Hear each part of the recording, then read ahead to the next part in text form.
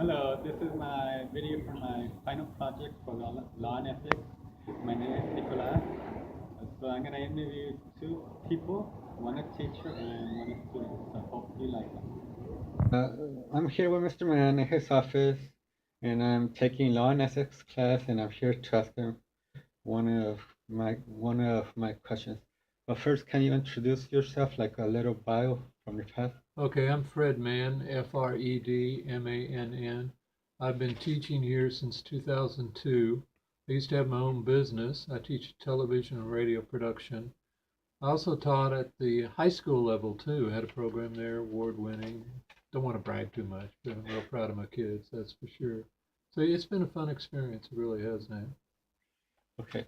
For my first question, have you ever found yourself in a situation where releasing information may cause danger to individuals and public? Yes, teaching here and also teaching in Mac High. We've got to be real careful with our newscasts. Make sure we don't have any liability issues or anything like that. But yeah, but I can't tell you those examples. But yes, we have. Okay, how do advertising professionals endorse their work remains legal and ethical? That's a good question. I hadn't thought of that. I guess why not? Maybe have their initials on the broadcast, like a little bug, for the producers. That wouldn't hurt.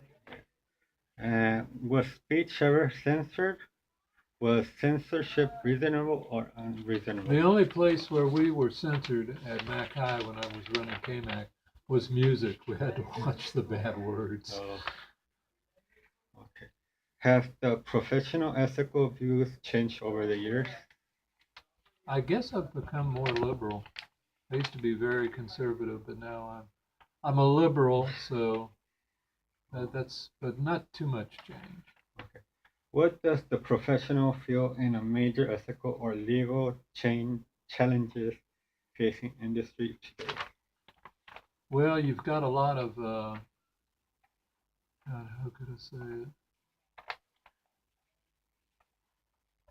How it's changed and everything. I think it's more competitive. Also, the equipment has changed too, where the cell phone, it's amazing with the quality of the video and what you can do with just a little cell phone. It just blows my mind. And for my last question, how has social media and bloggers changed ethics and the way in which information Oh delivers? my gosh, it's just exploded. Especially Facebook and Twitter. Personally, I can't stand Twitter. I think it's kind of stupid. But I do like Facebook. But yeah, it's more. Anybody can be a journalist right now with Facebook, which is kind of cool in a way.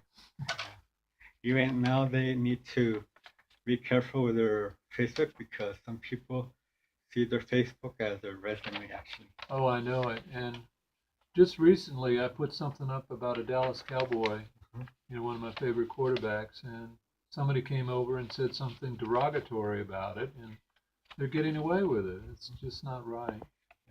So thank you very much for this interview. You bet, Nick. Thank you. So hello, this is for my class for law and ethics. So I'm doing an interview.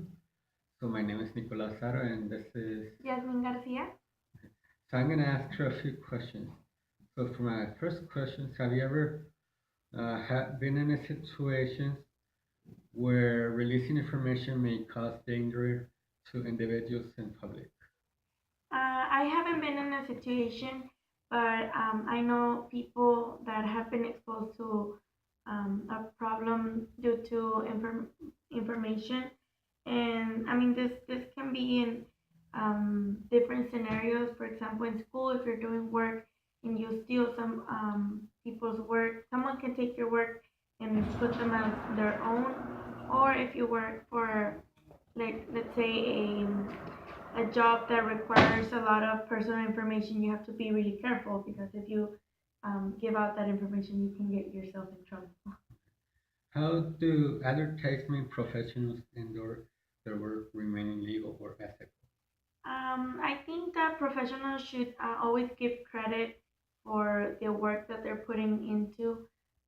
For example, if they read a book or they interview someone or they got inspired because of someone, they should always go back and give that credit to that person and don't take it as their own unless it is real. So for my next question, was speech ever censored? Was the censorship reasonable or unreasonable? I think that when they censor a part of, let's say, speech, or you're watching TV and they censor different parts, maybe they do it because of the language, or maybe it's because it's a controversial topic that they have to not show it. That way, people don't get offended, or people may disagree. Have the professional's ethical view changed over the years? They have, but at the same time, they have remained um, trying to keep the media to a certain point that it's not too exposing to the public and to the audience. For example, if you're watching TV and they're not gonna want to put a bloody scene where there's a lot of people watching, and it might be controversial. Okay. What does the professional feel in a major ethical or legal challenge facing industry today? I think that a legal challenge would be, for example, I've seen a lot of people claiming, for example, some a lot of suing due to work that, for example, they say, no, I did this few years ago and now you're claiming it as your own, and there's been a lot of suing in that aspect.